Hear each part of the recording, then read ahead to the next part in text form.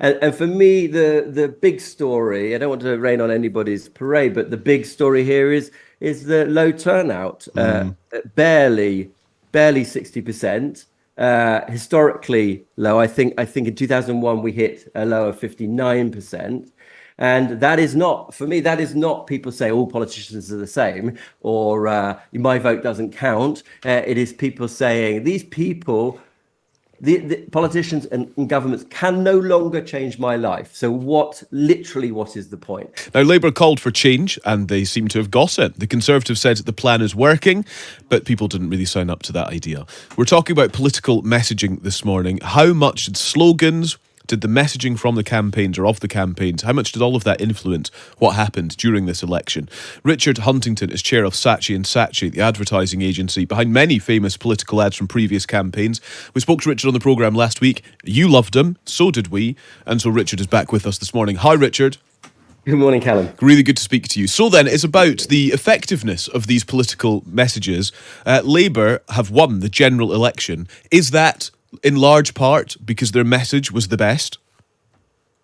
Well, I'm not sure. I'm not sure that it came down to the message making the difference. But what I think is very clear is that simplification of the entire election, whole 6 weeks, all 14 years into one word. You know, remember we used to like 3 words, get Brexit done. Now we like one word, change. That does seem to have made a difference. And I was out in Boris Johnson's old constituency on election day, and the number of people that were passing just saying it's time for change, we want change, I thought was quite interesting. So without a doubt, that message did land, and perhaps these days we have to make it one word, not 3, in order for it to sink in. Yeah, that's so one word, really punchy, really sharp. I suppose the other bit of it, and we touched on this a bit with you last week, Richard, was the idea of negative campaign slogans or posters and messaging, which is, I think it's fair to say, was largely coming from the Conservative side. You know, it was being referred to as Project Fear during the campaign.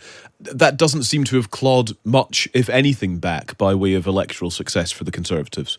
Well, I mean, to be honest, Callum, we have a saying in advertising that nothing helps a bad product fail faster than good advertising.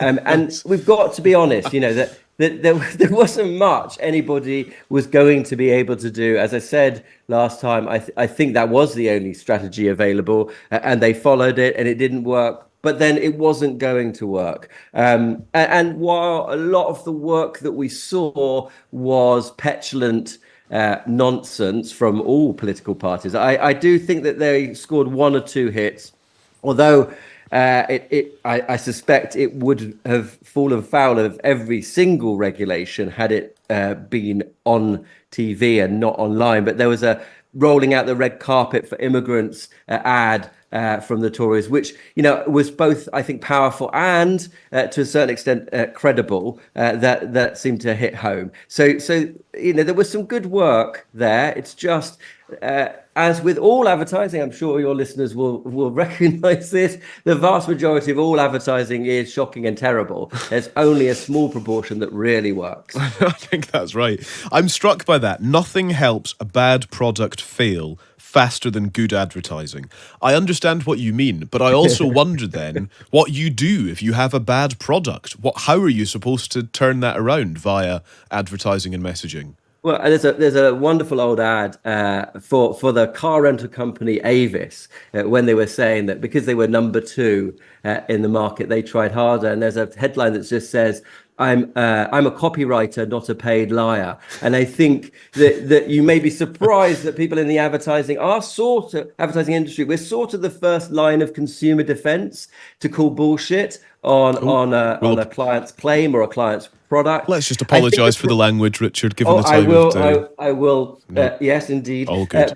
But to suggest that perhaps what is being said is not particularly credible or truthful. So, and that's difficult when you're working with a political party that is unregulated and therefore can say what it wants to say. Yeah, that's a very good point. A very good point. So then, when it comes to political slogans, we've talked about change. how does that match up with what the electorate now expects? And I suppose there's an interesting quirk in politics whereby you can't, well, certainly you could have buyer's remorse, but you can't do much about it in the immediate aftermath. Whereas if you buy something, you don't like it, you might be able to return it and get a refund or whatever. So at this stage, post-election, if the message doesn't match up with the reality, is that an issue? Is that something that could have legacy? Yes, although honestly, I think you should suggest the idea of a 14-day money-back guarantee on all election results. Maybe that would be a huge step forward. What we know is that this incoming government is storing up a massive problem for itself, potentially, unless it can honour that promise. And I'm very tempted to say that people are now expecting dramatic things to happen. But the research that we've done over the last year suggests that that's not the case at all, that people don't expect anything to happen because they don't expect politicians to be able to do anything. People literally think the people in charge are no longer in control. And so this is going to be a watch and wait election, I think. And that's why perhaps it feels a little flatter than previous elections. And for me, the big story, I don't want to rain on anybody's parade, but the big story here is the low turnout, barely 60%. Historically low. I think in 2001 we hit a low of 59%. And that is not, for me, that is not people say all politicians are the same or my vote doesn't count. It is people saying these people, the politicians and governments can no longer change my life. So what is the point? And I think that is what this incoming government has got to prove to people for the sake of all political parties and fundamentally for the sake of our democracy. Because if turnout ever gets closer to 50%, as it is amongst young people, I think we've got a massive question about what the future of our democracy looks like. Richard, we're very grateful for you joining us once again. Thank you very much. Thank you. That's Richard Huntington, who is chair of the advertising agency Saatchi & Saatchi.